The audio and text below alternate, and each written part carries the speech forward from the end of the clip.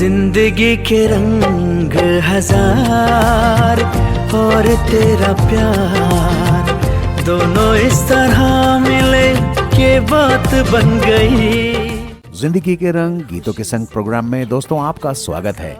आइए आपको मिलवाते हैं हमारे आपके जैसे सज्जनों और महिलाओं से, जिनकी बातें सुनकर, जिनसे बातचीत करके आपको बड़ा मजा आएगा और उन्हीं के पसंद के गीत भी हम इस प्रोग्राम में सुनेंगे। तो चलिए शुरू करते हैं इस प्रोग्राम को। दोनों इस तरह मिले कि बात बन गई, हर खुशी सिमट के तेरा साथ बन गई। सभी श्रोताओं को मेरा प्यार भरा नमस्कार। मैं आलोक कुमार एक नया प्रोग्राम लेकर आपसे मुखातिब हूं। इस प्रोग्राम में हम हमारे समाज के उन लोगों से बातचीत करते हैं जिन्होंने अखबार में या मीडिया में भले ही सुर्खियां न बटोरी हों, लेकिन उन्होंने अपना जीवन सुकून और आनंद के साथ जिया है। जिनके पास भले ही अकूत धन और संपदा ना हो, लेकिन उन्होंने अपना जीवन अपनी शर्तों पर जिया। इन लोगों ने भीड़ के साथ चलने की बजाय अपना रास्ता अलग बनाने की कोशिश की है। दोस्तों, इस कड़ी में आज बातचीत करेंगे सुंदर अय्यर जी से, जो एक प्रतिष्ठित फोटोग्राफर हैं और फोटोग्राफी इनका पैशन है। वैसे पेशे से ये एक पत्रकार रहे हैं और देश के कई बड़े समाचार पत्रों के साथ इन्होंने काम किया है।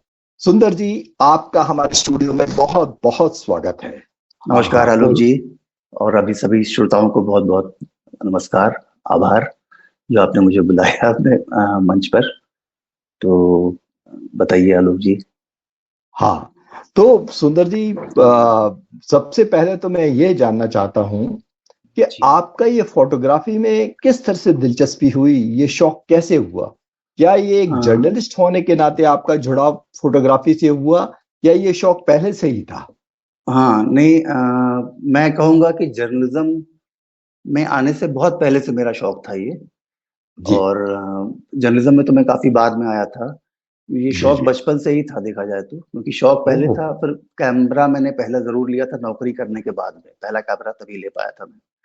तो बस ये हाँ कि पत्रकारिता में मुझे इससे मदद जरूर मिली, क्योंकि मेरी समझ फोटोग्राफी को लेकर अच्छी थी।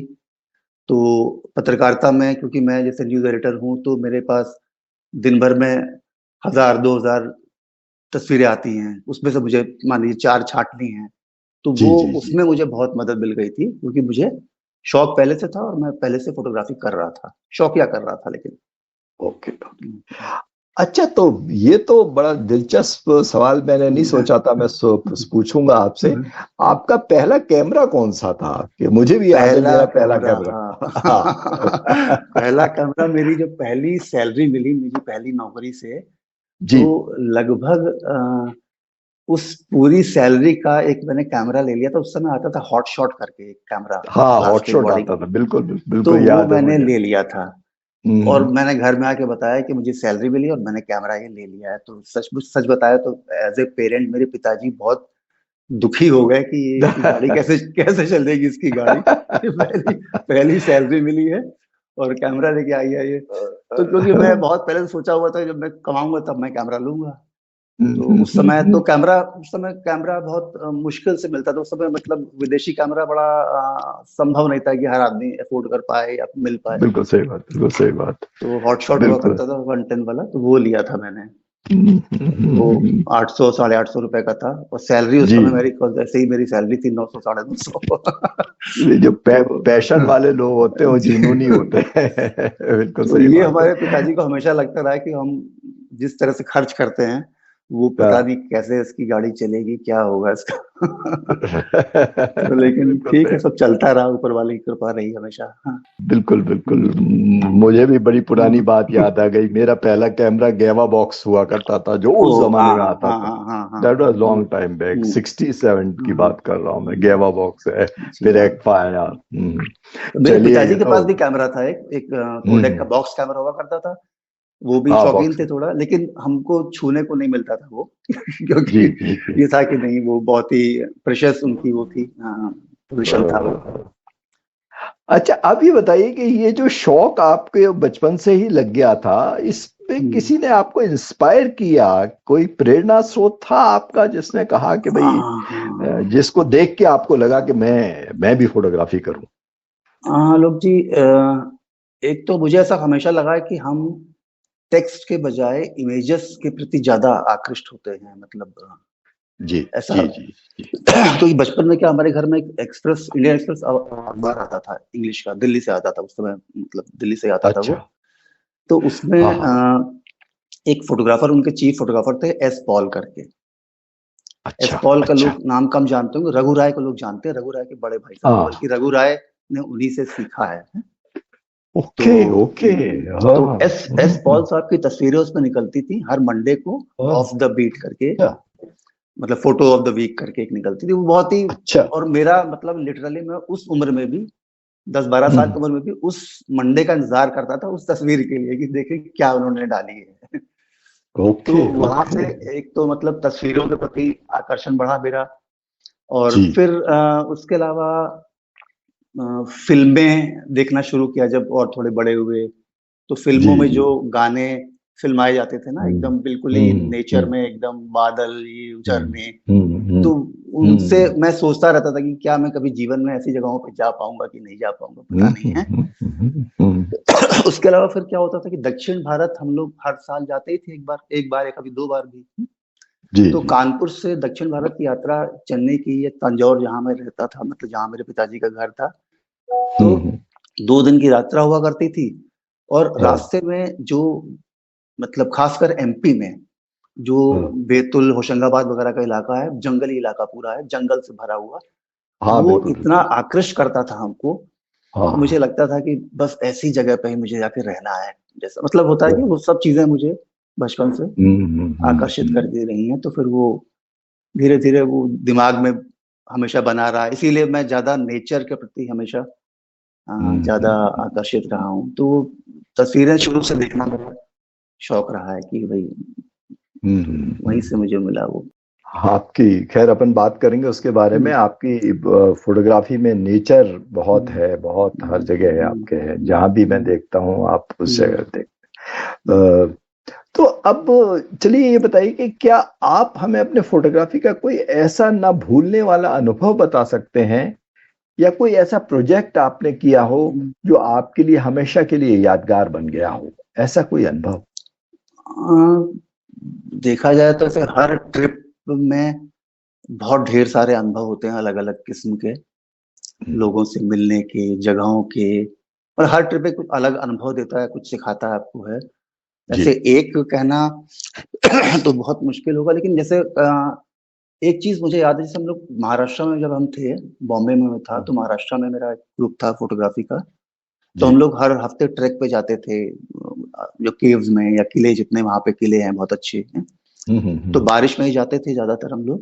जी तो जी। एक बार मैं बहुत मतलब गलत जगह फंस गया, झरना था, मैंने उसको एक पहाड़ी पे, उस झरने को मैंने क्रॉस किया पहाड़ी की तरफ से, जी। और क्रॉस तो कर लिया। जब फोटो वोटो खींचने के बाद मैं वापस लौटने लगा, तो मेरी निगाह अपनी बाईं तरफ पड़ी, तो बिल्कुल पूरी खाई थी वो 200-250 फीट की। ओहो। तो उस समय मैं इतना घबरा गया कि मुझे लगा कि अब तो मैं वापस उस पार पहुंच ही नहीं पाऊंगा शायद, है, क्योंकि झरना बह रहा है, उसे क्रॉस करके मुझे जाना है वहां पर। है। फिर मैं किसी अच्छा। तरह मतलब हिम्मत करके जूते उते उतार के उस तरफ फेंके, कैमरा बैग उस तरफ उछाल के फेंका, फिर हम्म मतलब क्रॉस करके किस तरह आया। लेकिन मुझे हमेशा लगा कि नहीं, ये शौक में मुझे ये भी ध्यान रखना है कि ओवर नहीं करना है कहीं पर, क्योंकि ये बहुत घातक हो सकता है ये, मतलब ऐसे 1-2 घटनाएं और हुई कि जहां पर लगा कि हम अपने रॉ में बहते चले जा रहे हैं और गलत जगह पहुंच गए हैं, जहां से मतलब वापस आना या मतलब मुश्किल हो जा रहा है मेरे लिए। तो इसका ध्यान रखना बहुत जरूरी है। इस तरह के अनुभव बहुत सारे होते रहते हैं।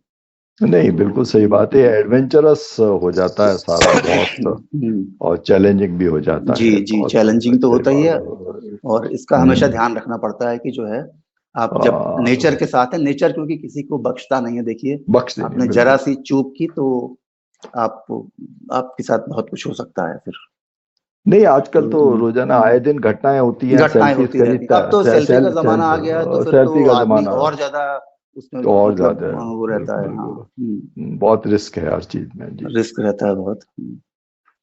तो तो अब ये थोड़ा सा हम डिटेल में बात करते हैं सुंदर जी, कि जहां तक मुझे लगता है आप नेचर या प्रकृति के नज़ारों की फोटोग्राफी अधिक करते हैं, ये हमारी जी बातचीत में अब आ ही गया। जी आपको यही क्यों पसंद है, और इन चित्रों के थ्रू आप क्या बात कहना चाहते हैं? क्यों क्यों वाई नेचर ओनली? हाँ, नेचर एक तो जैसे बताया कि बचपन से ही मुझे नेचर आकर्षित करता रहा है। जी और हमेशा हमको हमेशा लगता रहा है कि नेचर सुप्रीम है, इसके ऊपर कुछ भी नहीं है। जी बहुत जी। ताकतवर चीज है ये। और एक और चीज है कि आपको बहुत सुकून देती है वो। चाहे पहाड़ हो, चाहे झरने हो, बादल हो, मतलब जो भी नेचर में आप पहुंच जाते हैं जंगल में, जी तो आपको मतलब जो शहर की आपाधापी है ना, आप जी इससे ऊब चुके होते हैं, तो आपको लगता है कि नेचर के पास जाएंगे तो आपको सुकून मिलेगा। या मतलब और नेचर के लिए है कि हमेशा जैसे मैंने बताया कि फिल्में रही बॉलीवुड की, हम्म पुरानी फिल्में हम्म जो यहाँ पर हम्म। कश्मीर और महाराष्ट्र वगैरह कश्मीर, में खूब हाँ शूट हाँ, होता था। बिल्कुल सही। तो वो सब महाबलेश्वर। चीजें हमेशा आकर्षित करती रही हैं कि, और दक्षिण भारत की यात्राएं जैसे मैंने बताया कि जंगल हाँ। अंगल हैं। तो जैसे अभी हम्म। भी मैं हाल में गया था दुधवा, तो लगता था वाकई जंगल भी क्या, मतलब जैसे कई बार मैं किसी से कह रहा था कि जंगल का राजा शेर नहीं, जंगल खुद होता है वो। क्योंकि क्योंकि वो आपको जो है ना, जंगल से ज्यादा बड़ा वहां कोई नहीं है। वो चाहे वो शेर हो, चाहे वो कोई भी हो। तो जी वो जी। यह हर चीज, मतलब मुझे नेचर हमेशा सुप्रीम लगा है कि वो। और कई बार मैं इसीलिए कोशिश भी करता हूँ अपनी कई बार पिक्चर्स में कि आदमी को या मनुष्य को बहुत छोटा दिखाना चाहता हूँ उसमें, ये खाली ये मैसेज देने के लिए कि हम लोग बहुत छोटे हैं उसके सामने, नेचर के सामने। नेचर बहुत बहुत बड़ा है, सुप्रीम है वो। क्या क्या बात कह दी आपने, कि शेर भी जंगल हर तरह से शेर से बड़ा है। अगर अकेला हाँ शेर हो जाएगा तो जंगल में घूमते ही फिरेगा, कहाँ हाँ, मैंने जाएगा वो? कहीं अभी लिखा भी था किसी फोटो में कैप्शन की, जी जी जंगल का राजा शेर नहीं, खुद जंगल होता है। जी जी। क्या बात है, क्या बात। और तो अब थोड़ा नेचर के अलावा आप और किस तरह की फोटोग्राफी करते हैं? मतलब अलग कुछ भी इसमें कभी कभी कोशिश की है हाँ क्या आपने? हाँ हाँ, नहीं बिल्कुल, जैसे ऐसा कोई मेरा, मैं किसी जोनर में बंधना तो नहीं चाहता हूँ। जी वो अलग बात है कि नेचर पसंद है तो मैं कोशिश करता हूँ कि नेचर के पास जाऊं। जी लेकिन ऐसा नहीं कि बाकी और कुछ नहीं करता हूं मैं।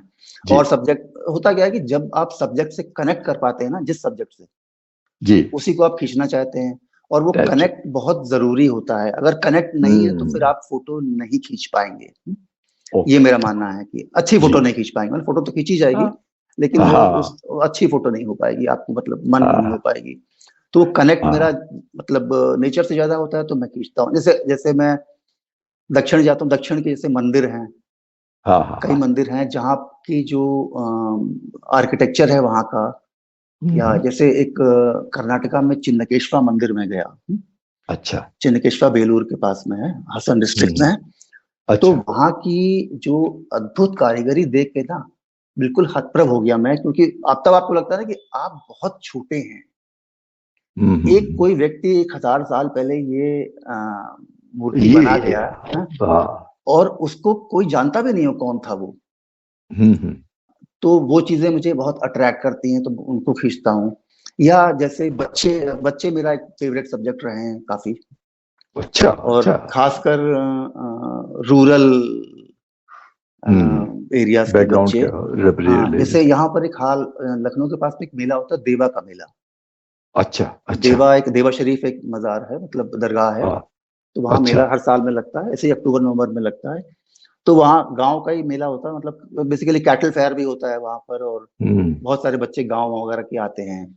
तो अच्छा। वो जैसे बड़े बड़े जायंट व्हील या वो सब लगे रहते हैं, तो वो हम्म जिस हम्म आश्चर्य से उसको देख रहे होते हैं, शायद मैंने पहली बार बच्चे ने देखा होता है उसको। तो वो हम्म। मुझे उनके जो, या आइसक्रीम खाते हैं तो वो उनकी जो एक्सप्रेशंस है ना, वो मुझे बहुत ज्यादा अट्रैक्ट करते हैं। लगता है कि बस इसको फ्रीज कर लो कहीं पर, क्योंकि वो अद्भुत हम्म है बहुत। तो बच्चे मुझे हम्म। मतलब मेरा सब्जेक्ट रहे हैं।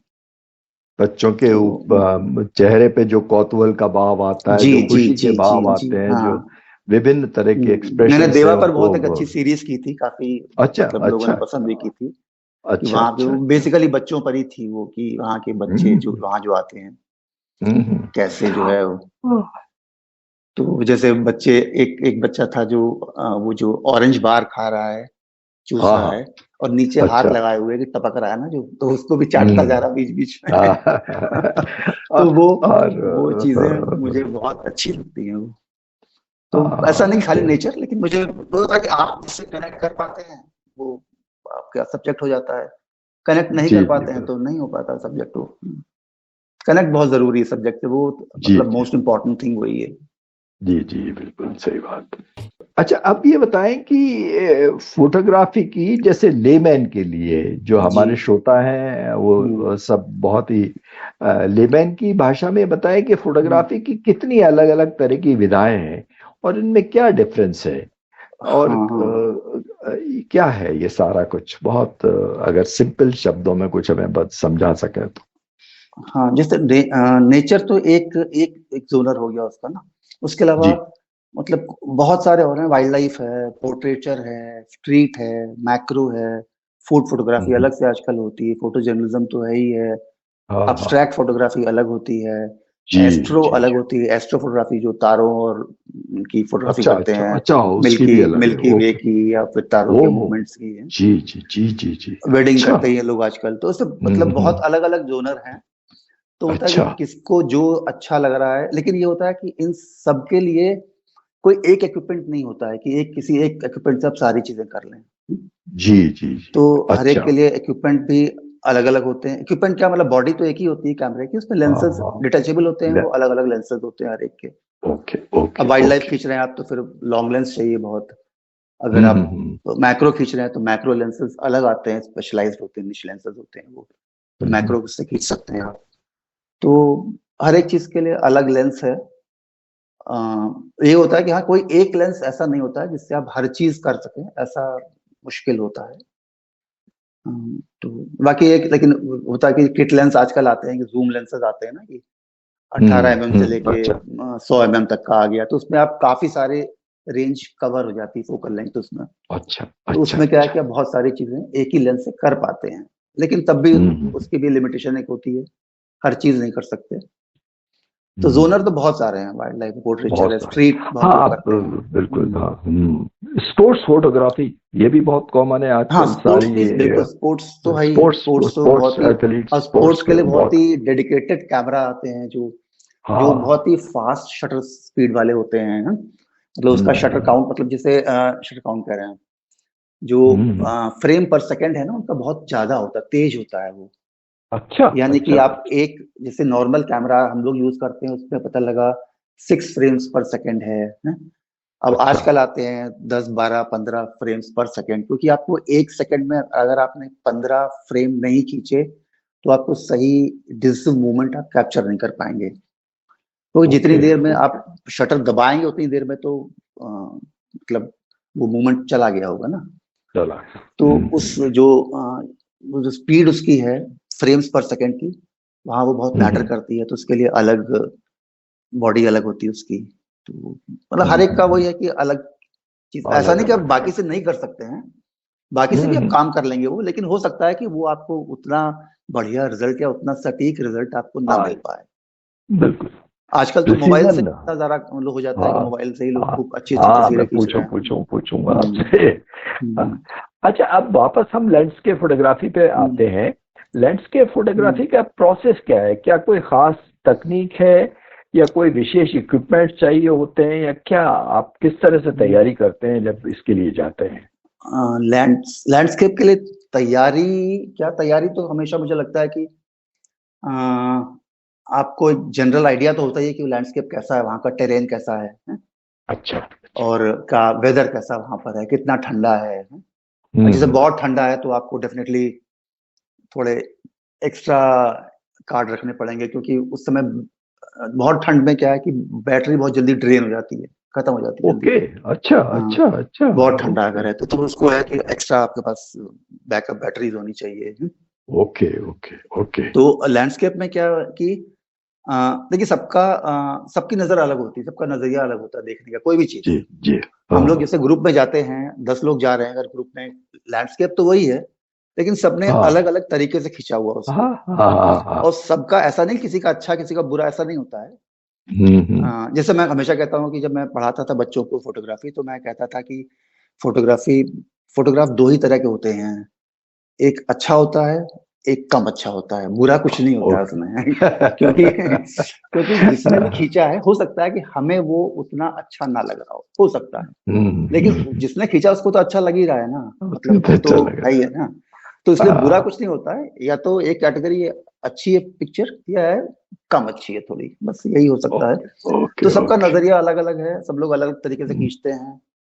और जिसको जैसा जो, मतलब कई लोग बहुत वाइड एंगल खींचना चाहते हैं, कई लोग थोड़ा सा क्लोज जाके खींचते हैं। और सबसे बड़ी वही, जैसे मैंने कहा कि आपका कनेक्ट अगर बना हुआ है सब्जेक्ट से, तो आपकी तस्वीर सुंदर होगी होगी, क्योंकि आपका कनेक्ट है उसके साथ में।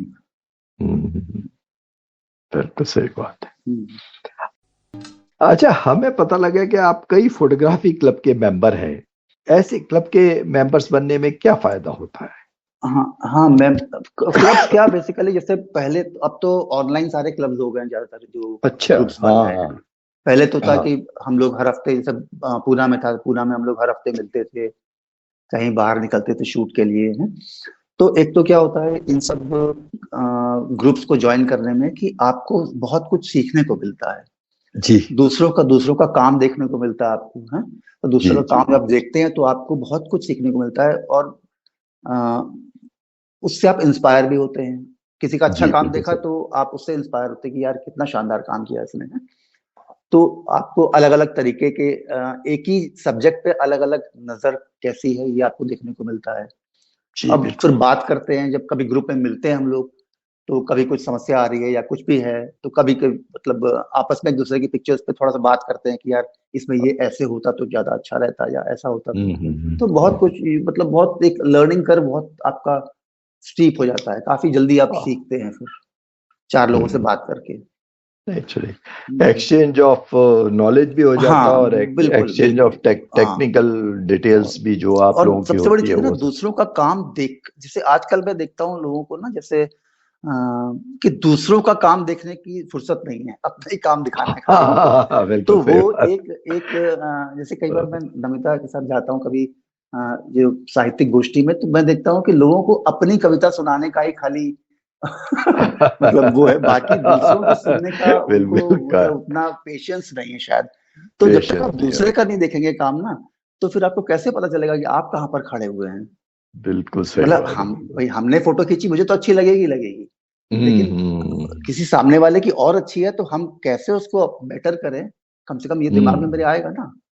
तो ये एक अच्छी चीज है कि आप ग्रुप में रहते हैं तो सीखते बहुत कुछ है आप। चलिए, बिल्कुल सही बात बता रहे, बिल्कुल। तो और इसके लिए बहुत मादा चाहिए, बहुत बड़ा दिल भी चाहिए कि दूसरे की अच्छी चीज से सीखने के लिए। हाँ बिल्कुल, वो बिल्कुल। वो बहुत एक तो बड़ा दूसरे को अप्रिशिएट करने के लिए बहुत, हाँ, वो अगर अप्रिशिएट नहीं कर पाते हैं, जैसे आज जमाना हो गया ना, मतलब सोशल मीडिया का हो गया है कि हमको मैंने कोई तस्वीर डाली, उसमें लाइक्स कम आए तो मेरा मूड खराब हो गया, कुछ ज्यादा है तो ये होता है। ये जब भी हम, जैसे कई बार मैं कहता हूँ कि लाइक के लिए मत डालो ना, तुम क्यों खींच रहे हो फोटो। सबसे पहले तो यही सवाल करो ना कि हम फोटो क्यों खींच रहे हैं भाई, हम अपने लिए खींच रहे हैं। जो दूसरे को पसंद आ रही नहीं पसंद आ रही है, बहुत सेकेंडरी चीज है वो। मतलब मैं इररिलेवेंट तो नहीं कहूंगा, लेकिन सेकेंडरी चीज है वो। प्राइमरी है कि मुझे पसंद है, बस ये प्राइमरी चीज है। ये बाकी तो बोनस है, अगर किसी को पसंद आती है तो अच्छी बात है, नहीं आती तो कोई बात नहीं। स्वांत सुखाए जिसको कहते थे, वो तो खत्म ही हो गया आजकल तो। अब तो लाइक सुखाए हो गया है, बिल्कुल। अब तो हमारा ही, मैं कई बार कहता हूँ कि मैं तो जो कुछ कर रहा हूँ अपने लिए कर रहा हूँ, किसी को पसंद आ रहा है तो ठीक है, नहीं आ रहा है तो जी ठीक जी है। जी जी, बिल्कुल बिल्कुल सही तो बात है। अब वो हम लोग कैमरे के बारे में, स्मार्टफोन्स के बारे में बात कर रहे थे, तो मेरा अगला सवाल यही है कि स्मार्टफोन में भी आजकल काफी एडवांस कैमरे आ गए हैं, और हाँ, हम बहुत लोग, हर अच्छे। लोग मोबाइल से ही फोटोग्राफी करते हैं। जी तो जी क्या जी। सलाह देने दे पाएंगे ऐसे लोगों को जो हाँ स्मार्टफोन यूज कर रहे हैं और उनकी स्किल्स थोड़ी बेहतर हो सके, कुछ टिप्स अगर हाँ। दे सके उनके लिए तो। हम्म, जैसे इक्विपमेंट क्या है ना, जैसे मैं कई बार कहता हूँ फोटोग्राफी में कि दो पार्ट हैं, एक साइंस पार्ट उसका, एक आर्ट पार्ट है।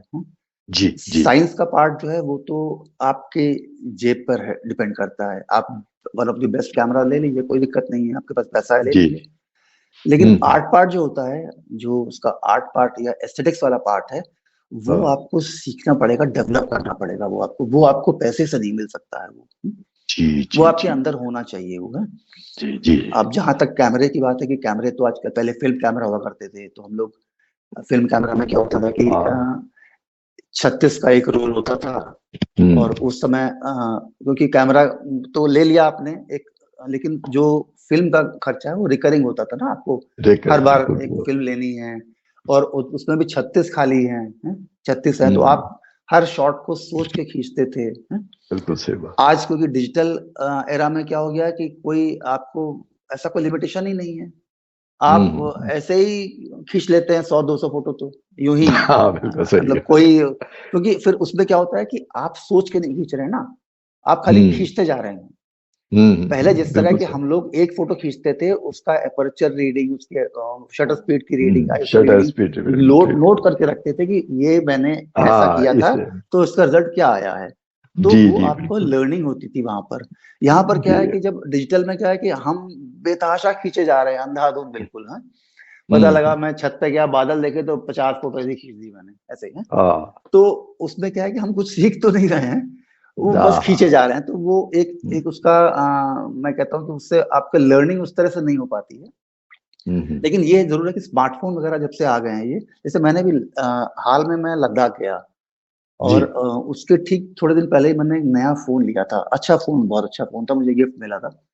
तो अच्छा। मैंने देखा कि इस बार ट्रिप में, क्योंकि अब धीरे धीरे क्या है, एज के साथ में बहुत बल्कि इक्विपमेंट ले जाने में मुझे दिक्कत हो रही है, जी क्योंकि जी जी। स्पॉन्डिलाइटिस मुझे है ही है। तो मैं थोड़ा सा चाहता हूँ कि लाइटर रहे मेरे कंधे पर बोझ। जी जी। तो हाँ, इस बार ऑलमोस्ट मैंने 50% पिक्चर्स स्मार्टफोन से खींची हैं, जी। ऑलमोस्ट अच्छा 50% है। अच्छा। और बल्कि मैंने अभी लौट के आए थे, तो उसके मैंने 24 इंच के प्रिंट भी बना के देखे कि कैसा रिजल्ट आ रहा है, देखें जरा। अच्छा। ठीक है, मतलब मुझे लगा कि आपको कोई उस प्रिंट, कोई होर्डिंग तो बनानी नहीं है कोई, जी जी आपको जी जी मैक्सिमम 24 इंच की, 18 इंच की या 36 इंच की बनानी होगी। उतने जी। भर के लिए वो बहुत बढ़िया रिजल्ट दे रहा है, ओके उसमें कोई ओके। शक ही नहीं है। और सबसे बड़ी चीज है अच्छा। ईज ऑफ यूज, मतलब जो आपका हाँ इतना कन्वीनियंस है ना, उतनी कि कन्वीनियंस आपको है भारी बिल्कुल नहीं है, आपको बस जेब ना। में रखा और कर लिया। हम्म। लेकिन at the end of the day वो ये है कि लैंडस्केप वगैरह खींच रहे हैं तब तो ठीक है। अब जैसे आपको हम्म। वाइल्ड लाइफ करना है, हम्म। तो स्मार्टफोन से मुश्किल होगा जरूर, मुश्किल होगा क्योंकि नेचुरल। उसका जो एक जैसे बोलते हैं ना कि हम लोग, शटर लैग होता है। हाँ हाँ। मतलब कि जब आपने अच्छा। शटर प्रेस किया और जो फोटो खींची, उसके बीच में 0.00 कुछ सेकंड्स का लैग होता है। मतलब लैब वो लैग ठीक है। बहुत इंपॉर्टेंट होता है, वो डीएसएलआर कैमरे में नहीं होता है। वो उसमें अच्छा। आपने the moment you press the shutter, आपकी पिक्चर फ्रीज हो गई वहीं पर। ओके तो ओके। वो थोड़ा सा जो होता है कि वहां पर, मतलब स्मार्टफोन इन जनरल बहुत हम्म। काम की चीज है, और मैंने तो बहुत हम्म। अच्छे से यूज किया उसको। हम्म। और लेकिन ये होता है कि हाँ, बहुत ऐसी जगह होंगी जहां पर आप उसका यूज उस तरह से नहीं कर पाएंगे। जैसे स्पोर्ट्स है, स्पोर्ट्स पे थोड़ा हाँ मुश्किल है, स्पोर्ट मुश्किल है वहां पे मुश्किल थोड़ा है। सा, या फिर वाइल्ड लाइफ में जहाँ बहुत जूम करना आपको हाँ है, तो मुश्किल हाँ है। तो रात में भी नाइट विजन भी उनका बहुत उतना अच्छा नहीं होता हाँ, मेरे उतना ख्याल में, नहीं, और लेकिन ये होता है कि नाइट। अब, लेकिन स्मार्टफोन अब ऐसे आ गए हैं कि मैं खुद जैसे मैं अभी अपने इस कैमरे का रिजल्ट देख रहा था, मैं खुद हम्म। अचंभित था कि यार ये मतलब स्मार्टफोन के कारण ही संभव हो पाया है। कैमरा होता तो मुझे बहुत झंझट करनी पड़ती उसमें, उस शॉट के हम्म। लिए। जी स्मार्टफोन जी। बहुत इजी है यूज करना उसको। तो हम्म। बढ़िया है, अच्छा है। और टेक्नोलॉजी ऐसी जी। चीज है कि जो धीरे धीरे चीजें बदलती जाएंगी। अब तो एआई हाँ आ रहा है, एआई आ गया है। तो एआई में जी तो क्या है कि बिल्कुल। आपको लद्दाख जाना भी नहीं है, आपको घर बैठे लद्दाख में फोटो घर खींच बैठे लीजिए। लद्दाख। तो आप अपनी एक कोई फोटो खींची, बहुत बढ़िया सा लद्दाख का बैकग्राउंड बनाया, डाल दिया, कोई पता भी नहीं कर सकता कि ये लद्दाख में खींची गई है या आपने अपने घर में बनाई है ये। जी जी बिल्कुल, हाँ तो बिल्कुल अब बिल्कुल। ये इसके मतलब ये इसका प्लस भी है माइनस भी है, मतलब हाँ बिल्कुल सही तो बात है। मतलब ये अच्छाई भी है बुराई भी है ये। अच्छा, जैसे अब लद्दाख की बात हमने शुरू की, आपको घूमने का और भ्रमण करने का भी काफी शौक है, तो क्या ये शौक आपके फोटोग्राफी शौक को तो सप्लीमेंट कर ही रहा है, लेकिन अब इससे रिलेटेड कोई ऐसी बात बताइए, आप कहाँ कहाँ घूमे, पहले तो एक ब्रीफ में हमें ये बता दीजिए, और फिर आप बताइए कोई ऐसा अनुभव हुआ हो आपके इस घूमने के दौरान। आपको तो काफी शौक है लद्दाख, पहाड़ों पे भी जाने का, समंदर में भी जाने का। हाँ नहीं, जैसे अब हम लोग लखनऊ में रहते हैं, यहाँ तो उत्तरांचल नजदीक है बहुत, तो अच्छा। उत्तरांचल के ट्रिप्स हमने बहुत की हैं, और इसलिए भी कि नजदीक है और मेरे मन का है वहां पर जो कुछ मुझे चाहिए। जी। नेचर है वहां पर बहुत ही सुंदर। तो हम्म। लद्दाख जाने का मेरा बहुत दिनों से मन था, बहुत सालों से मन था, लेकिन जा नहीं पा रहा था किसी किसी कारण से। लेकिन जब गया तो मुझे लगा कि यार यहाँ तो बहुत पहले आना चाहिए था मुझे, क्योंकि अब धीरे धीरे वहां जाना मुश्किल इसलिए भी है कि वहां पर एक सर्टेन हाइट के ऊपर दिक्कत होती है ऑक्सीजन की बहुत वहां पर। ऑक्सीजन जी। एक सर्टेन एज के बाद में आपको वहां मुश्किलें आएंगी आएंगी, पक्का आएंगी। जी जी। हालांकि लकीली बाय गॉड्स ग्रेस इस बार हम लोग जब गए थे तो मुझे ऐसे कोई दिक्कत नहीं। हम लोग हालांकि पूरी तैयारी से मैं गया था, दवाइयां लेके और ऑक्सीजन सिलेंडर भी रख लिया था गाड़ी में, सब कुछ जी था, लेकिन जरूरत नहीं पड़ी। लेकिन यह है कि ये हम्म। ऐसी जगहों पर आपका जाना हमेशा नहीं हो सकता है। आप एक एज के बाद में आपको, अनलेस कि आप मतलब प्रोफेशनल ट्रैकर हैं तो बात अलग है, अदरवाइज आप क्योंकि प्लेन्स पर रहते हैं, आपके शरीर को या आपके लंग्स को उतने कम ऑक्सीजन की आदत नहीं है बिल्कुल भी है। जी जी। या 100% पे परेशानी हो रही है, वहां तो मतलब 30% 40% ऑक्सीजन है खाली, जो नॉर्मल होता है उससे। तो आपको चलना फिरना मतलब उसी में आप हाँफने लगते हैं बिल्कुल। तो वो दिक्कतें आती हैं। तो पहाड़ मेरा हमेशा मतलब फेवरेट वो रहा है, मतलब डेस्टिनेशन। तो उत्तरांचल मैंने बहुत घूमा है काफी। जैसे उत्तरांचल में कई जगह ऐसे गए हैं, जैसे कि ट्रैकिंग भी कभी कभी हम लोग करते रहते थे बीच बीच में। तो अभी 5-7 साल पहले हम लोग गए थे बेदनी बुग्याल, एक जगह है ग्वालदम के पास में, वो करीब 11,500 फीट पे है। बेसिकली एक रूपकुंड का ट्रैक होता है। रूपकुंड एक जगह है, वहां का ट्रैक होता है, करीब 24 किलोमीटर का है वो ट्रैक। 24-25 किलोमीटर का। उसका हाफवे पड़ता है बेदनी बुग्याल, मतलब करीब 12-13 किलोमीटर। अच्छा। तो हम लोग गए थे, तो हम लोग हाफ तक गए थे, पूरा नहीं, इसलिए टाइम नहीं था पूरा। वो पूरा ट्रैक 8 दिन का होता है, इतना टाइम भी नहीं था मेरे पास उस समय, तो आधा गए थे। तो वो ये ट्रैक वगैरह भी करने के लिए उत्तरांचल बहुत इजी है पहुंचना वहां पर। और बेसिकली ट्रैक्स जो वहां पर हैं उतने मॉडरेट लेवल के हैं, मतलब बहुत एक्सट्रीमली डिफिकल्ट नहीं है। कोई भी आदमी थोड़ा बहुत भी फिट है चला जाएगा, वो कोई दिक्कत नहीं है। मतलब 6-7 घंटे का आपको ट्रैक करना पड़ेगा, 6-7 घंटे जाके आप पहुंच गए वहां पर, और फिर आ गए लौट के अगले दिन। तो उत्तरांचल मेरा फेवरेट है। बाकी आर्किटेक्चर में मैं साउथ में काफी घूमा हूँ, और नॉर्थ ईस्ट भी थोड़ा बहुत गया हूँ, मतलब एक आध प्रोजेक्ट्स पे गया हूँ मैं। और इधर लद्दाख है। बाकी तो साउथ पे काफी घूमा हूँ। साउथ में मेरा फेवरेट रहा है कि आर्किटेक्चर वगैरह के लिए मैं वहां जाता हूँ। बिल्कुल सही बात है। अब थोड़ा सा ये करते हैं, आपकी पत्नी भी साहित्यिक गतिविधियों में काफी व्यस्त रहती हैं, कैसे सपोर्ट करते हैं आप उनको? क्या उनके साहित्यिक पैशन से आपको अपनी फोटोग्राफी में कोई सहायता मिलती है? हाँ, जैसे सहायता क्या, जैसे होता क्या है कि एक तो एक बहुत कॉम्प्लीमेंट्री सा हो जाता है हम दोनों का, क्योंकि जैसे मुझे साहित्य की समझ है, मैं साहित्यकार तो नहीं हूँ, लेकिन साहित्य की समझ मुझे है ठीक ठाक। और ऐसे ही उसको जो है फोटोग्राफी की समझ है। क्योंकि जैसे मैं हर पिक्चर सबसे पहले तो मेरी मतलब व्यूअर वही होती है, उसको दिखाता हूँ। नहीं, उसको ही दिखाता हूँ कि कैसी है पिक्चर, ये बताओ। मतलब जो भी कमियां नहीं है तो बताओ उसमें क्या। तो वो ठीक से बहुत अच्छे से उसको बताती है कि क्रिटिक सही देती है कि इसमें क्या कमी है, क्या अच्छा है।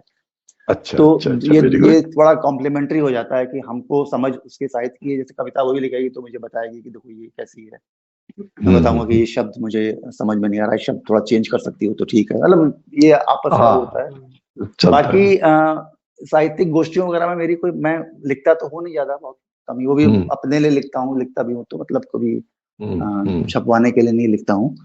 लेकिन हम्म। गोष्ठियों वगैरह में कभी कभी चला जाता हूँ उनके साथ में, तो हाँ हाँ। ऐसे ही बैठ के सुनता हूँ। बाकी तो नहीं नहीं, ये ठीक है। आप दोनों क्रिएटिव लोग हैं, हम्म, ये बहुत बढ़िया हम्म, बात है।